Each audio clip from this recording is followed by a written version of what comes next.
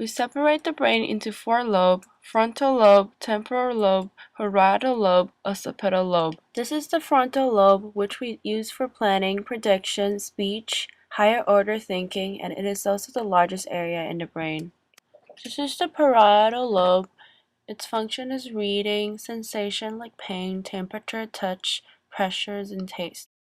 This is the temporal lobe, which we use for hearing, memory processing, sensory integration, perception, object recognition, emotional reactions, and understanding. The last lobe is the occipital lobe, which is the primary visual area of the brain. We separate the brain into two parts, left hemisphere and right hemisphere, where the left hemisphere controls logic, linear math, language, facts, and computation, and the right hemisphere controls creativity, imagination, arts, feelings, and visualization. The corpus callosum, also known as the callosal commissure, is a wide, flat bundle of neutral fibers, and it connects the left and right hemispheres.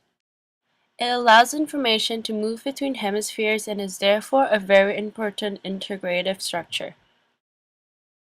The corpus callosum coordinates signals from different parts of the brain and help us in our thinking. It is also the largest white matter structure in the brain, consisting 200 to 250 millions of fibers. The missing of the corpus callosum is also called the ACC, the agenesis of the corpus callosum. Child with ACC may have kept up with his or her peers until this age. However, they may begin to fall behind in schoolwork and social functioning. Therefore, the symptoms of ACC can become more evident as they grow up. An example of ACC is a boy named Tony. He is missing the corpus callosum since he was born. The symptoms of ACC were not that obvious when he was small, but as he grew up, his parents started to recognize his symptoms of ACC.